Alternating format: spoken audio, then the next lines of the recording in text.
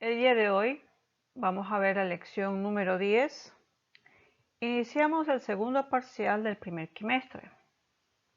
Desde ya les deseo éxitos en este segundo parcial. Quienes habla, su profesora Blanca Toledo Bravo.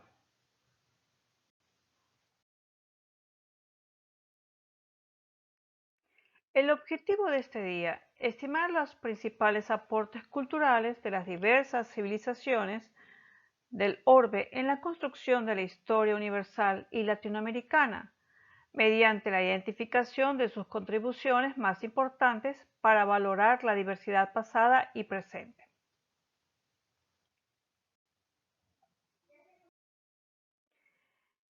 Encontramos el arte y religión en el Paleolítico y el Neolítico. Intentar saber las razones por las que nuestros antepasados elaboraron pinturas, esculturas o grabados es difícil, pero parece probable que estuvieran relacionadas con creencias y rituales mágico-religiosas. Hubieron los enterramientos individuales y colectivos, rituales, inhumación, incineración, postura del cadáver, separación del cráneo, ajuar funerario. La creencia en una vida más allá de la muerte. En el Neolítico surgen las primeras necrópolis, lugares para enterrar a los muertos. En el arte mobiliar, vemos que es el conjunto de objetos transportables con algún tipo de decoración artística. Se empezaron a elaborar en el Paleolítico superior. Existen objetos decorados en piedra, hueso, madera o asta, como mangos de propulsores, cucharas, bastones de mando, placas con grabados de animales y también las llamadas Venus.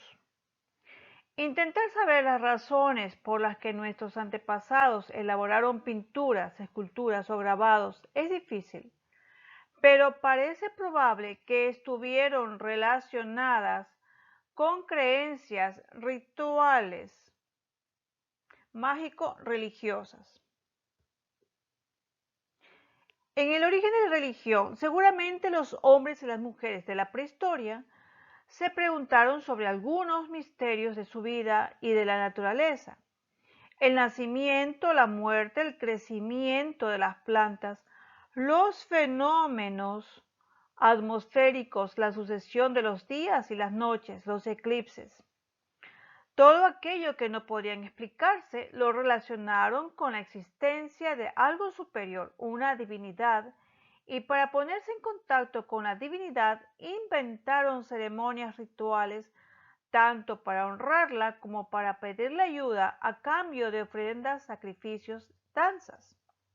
El hallazgo de enterramientos, tanto individuales como colectivos con rituales determinados, inhumación, incineración. En el Neolítico surgieron las primeras necrópolis, como vimos en la figura. La Venus y el culto a la fertilidad. Denominamos Venus a las figurillas de piedra, marfil o arcilla que representan cuerpos femeninos con las partes relacionadas con la reproducción.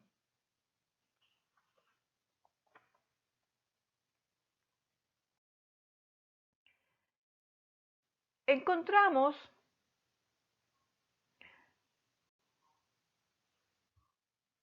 las construcciones megalíticas.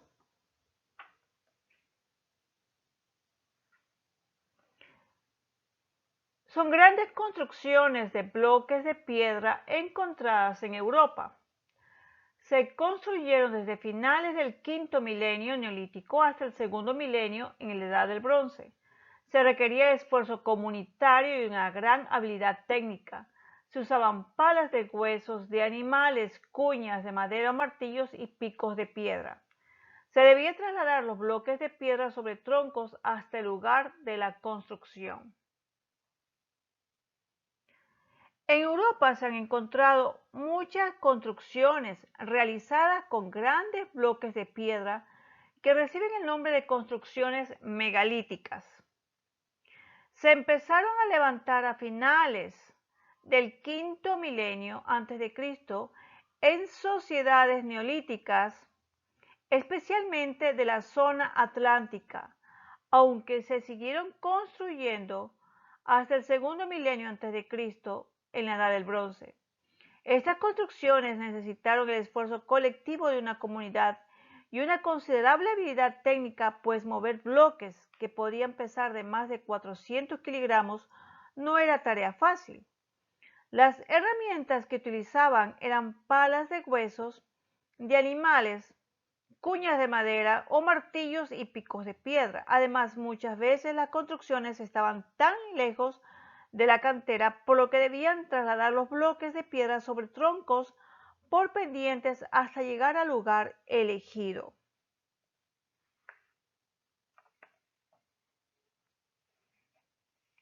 Aquí vemos también los tipos de megalitos.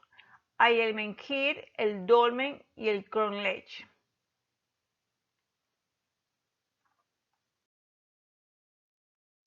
En los tipos de megalitos, la mayoría de los megalitos tienen una función poco conocida, pero se relaciona con lo religioso y como señal de delimitación del territorio sobre el que se asentaba una comunidad. Las principales son menhir, gran monolito de piedra; el alineamiento o sucesiones de menhires alineados; el cronlech, menhires colocados en forma de círculo, posiblemente eran santuarios.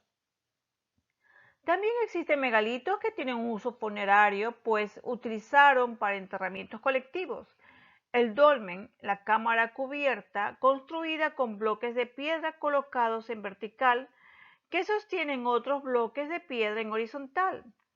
Toda la estructura queda tapada por un túmulo de tierra o piedras, puede tener distintas formas y dimensiones. Los megalitos hispanos, los primeros megalitos documentados, son de época neolítica y se hallan en el norte de la península ibérica, pero las construcciones más espectaculares se encuentran en el sur, como los dolmenes de Menga, el Romeral, el Málaga, que pertenecen a la cultura de los milares, edad de cobre.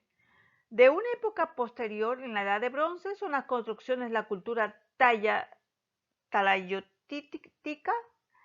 En Menorca y Mallorca se trata de las navetas con un uso funerario, las talayotes o torres defensivas y las taulas, cuya función se desconoce, pero que, como el resto de los megalitos, se ha relacionado con aspectos religiosos.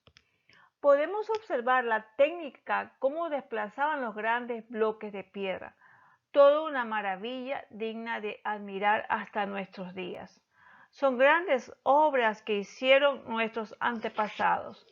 En los megalitos también observamos que estas construcciones de grandes piedras realizadas por sociedades prehistóricas encontramos en Europa. Pesaban hasta 100 toneladas. Comprobamos que el nombre está bien justificado.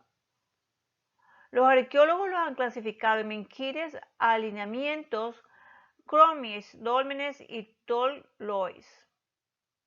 En Andalucía han sido localizados dólmenes, toloi y muy pocos menhires.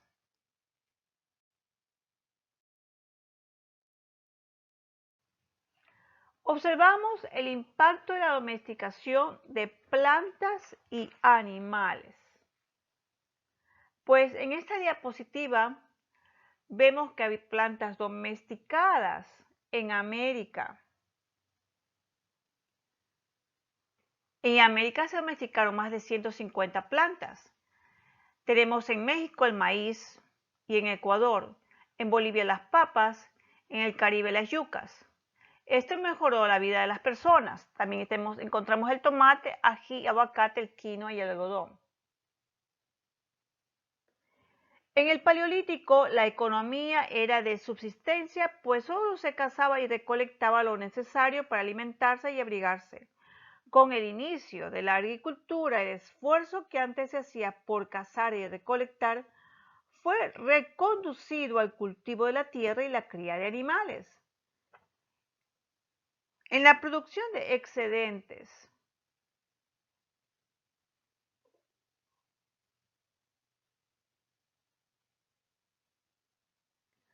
Encontramos aquí, la domesticación surgió cuando el hombre aprovechó su adaptación al ecosistema e incorporó al Canis lupus, ya que lo puso en cautiverio y comenzó a criarlo bajo sus condiciones.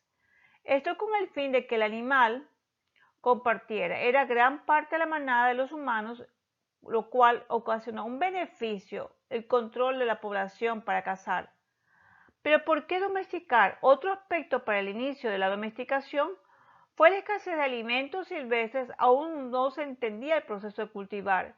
Así se optó por encerrar animales, engordarlos y proveer el alimento de ellos cuanto lo necesite.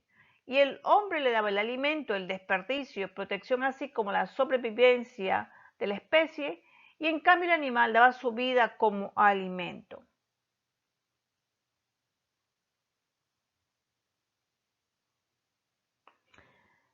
Cuanto a la producción de excedentes, vemos que lo que es la agricultura permitió a las sociedades aprovechar mejor el tiempo, el espacio y la energía y así incrementar la productividad, es decir, producir mayor cantidad de alimentos que los necesarios. A esa cantidad adicional se le conoce como excedente agrícola y por tanto la economía neolítica como economía de excedentes.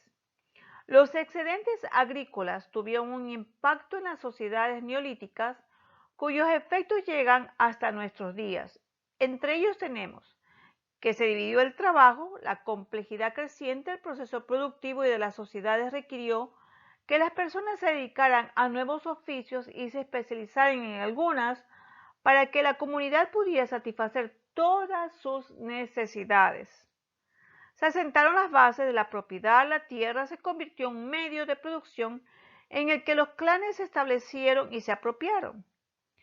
Y la urbanización, pues la producción de excedentes incrementó la disponibilidad de alimentos y con ello la esperanza de vida para conservar esta seguridad alimentaria.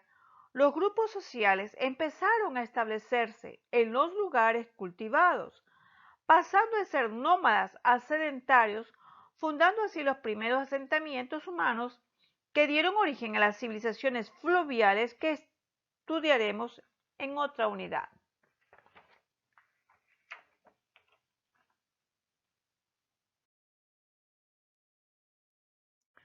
Vemos que con esto se inicia la división del trabajo.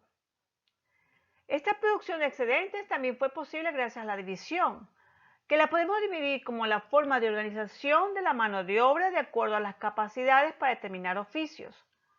Pero ¿por qué se dividió el trabajo?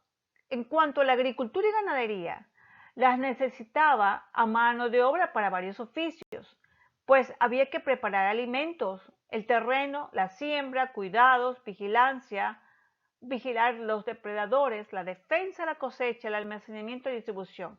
Así que vemos que habían grandes motivos para que empiece a dividirse el trabajo y cada quien ocupe un lugar dentro de la agricultura. En cuanto al crecimiento de las aldeas, vemos que se empezaron a fabricar casas porque se volvieron ya sedentarios, caminos, murallas, edificios, graneros más amplios. Las comunidades debieron repartir estas funciones entre sus miembros. ¿Había tiempo libre? Claro que sí. Permitía desarrollar otras actividades y surgen los oficios como el agricultor, el artesano, el mercader o comerciante. Posteriormente surgen administradores, líderes religiosos para los rituales de la adivinación de las condiciones climáticas de las cosechas, el guerrero que defendía los cultivos y los excedentes de los comerciantes. De esta división social del trabajo surgen entonces las clases sociales. En la primera división del trabajo están los agricultores y los ganaderos, en la segunda división del trabajo los artesanos, los herreros, en la tercera división del trabajo los comerciantes, mercaderes, en la cuarta división en los especializados, explotados y estresados. ¿Qué significa la división del trabajo? La producción excedentaria también fue posible gracias a la división del trabajo que le podemos definir como la forma de organización de la mano de obra de acuerdo con las capacidades para determinados oficios. Se llama división del trabajo a la separación de las operaciones productoras. Esto hace referencia al número de tareas distintas en que se distribuye el trabajo necesario para la producción de un bien o servicio, tareas que han de ser realizadas por distintos trabajadores especializados en cada una de ellas. Es decir, la especialización y cooperación de las fuerzas laborales en diferentes tareas, roles, con el objetivo de optimizar la eficiencia. Este concepto se aplica a muy diversos aspectos del proceso productivo y a sus repercusiones sociales. Sobre todo está estrechamente ligado a la división de la sociedad en categorías sociales, a la distinción entre trabajadores manuales e intelectuales, entre ciudad y campo, entre otros. Además de cultivar determinados rubros, cada comunidad se especializaba en la fabricación de algunos objetos tales como las ánforas de cerámica, cestos para transportar mejor y conservar los alimentos por más tiempo, nuevos utensilios para optimizar la productividad de la tierra. Así entonces vamos a ver que surge el comercio. Al existir el excedente se eleva la expectativa de vida de la mano de obra, aumentan excedentes, surgen necesidades, esto origina el comercio. Se producen más alimentos de manera eficiente, entonces esto es la posibilidad de intercambiar los excedentes de sus cosechas con productos y objetos que no tenían en las comunidades. En cada comunidad se cultivaban determinadas especies, se fabricaban algunos objetos de cerámica, y se empezó el intercambio mediante el trueque, un objeto por otro con igual valor. El intercambio y las aldeas eran autosuficientes, pues entre ellas existían vínculos de intercambio. El método usado era el trueque y los productos de intercambio debían ser pequeños por su traslado y de mucho valor, ejemplo, piedras y conchas marinas. Esto produce que mejore su economía. Durante los 3 primeros periodos de la prehistoria se basaban en la cacería, la recolección de frutos, raíces. Se cree que pudo haber habido algún comercio mediante trueque en algunas tribus, intercambio de herramientas o algunos de los productos que cazaban que recolectaban. En el último periodo de la prehistoria, en la edad de los metales y aún durante parte del neolítico, al hacerse sedentarios comenzar la agricultura, el comercio aumentó primero mediante trueques, posteriormente mediante la invención de objetos que se usaban como moneda en algunas regiones, plantas como el cacao o monedas de piedra, conchas, piedras preciosas, trozos de metal, hasta la creación de la moneda metálica propiamente como tal. En vista de que cada vez se producían más alimentos y de forma más eficiente, los grupos humanos vieron la posibilidad de intercambiar excedentes de sus cosechas por objetos, productos que necesitaban pero no disponían en sus pueblos. Aquí vemos el intercambio de un pescado, seguramente por granos.